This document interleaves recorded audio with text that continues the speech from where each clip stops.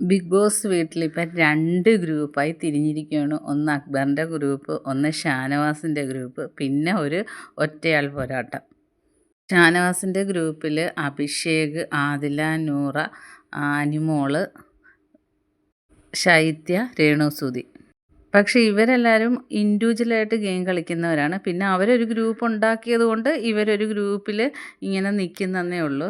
അക്ബറിൻ്റെ ടീമിലാണ് ജസിൽ, റെന ഫാത്തിമ, ആര്യൻ, അപ്പാനി, ശരത്തൊക്കെ. അനുമോൾ ഒറ്റയ്ക്ക് നിന്ന് തന്നെ ഇപ്പോൾ കളിക്കുന്ന പോലെ ഗെയിം കളിക്കുന്നതായിരുന്നു നല്ലത്. കാരണം ഒരു ഗ്രൂപ്പിൽ ചേർന്ന് കഴിഞ്ഞാൽ പിന്നെ അനുമോൾ ഒതുങ്ങിപ്പോവും.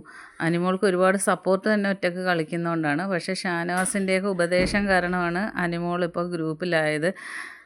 പക്ഷെ അക്ബർ നല്ല സ്ട്രോങ് കണ്ടസ്റ്റൻ്റാണ്. ബാക്കിയുള്ളതൊക്കെ ഒരു മൗന ടീമാണ്. എങ്കിലും ജസീൽ നല്ല സ്ട്രോങ് ആയിട്ട് തന്നെ നിൽക്കും. ആരുടെയും വാക്കൊന്നും കേൾക്കത്തില്ല. പിന്നെ അപ്പാനി പിന്നെ അവിടെ ഇവിടെയും പറയുന്നതും കേട്ട് ഇങ്ങനെ നിൽക്കുന്ന ഒരു കണ്ടസ്റ്റൻസാണ്. വലിയൊരു ആക്റ്റീവ് ഒന്നുമല്ല. ആര്യം പിന്നെ ഓവറാണ്, എന്തൊക്കെയോ ആണ് എന്നുള്ളൊരു സ്വയം ഒരു ധാരണയുണ്ട്. എനിക്ക് പുറത്ത് ഭയങ്കര സപ്പോർട്ടാണ് എന്നൊക്കെ ഓർത്തിട്ടാണ് ഈ കിടന്ന് ബഹളവും ഇതും അഹങ്കാരമൊക്കെ കാണിക്കുന്നത്.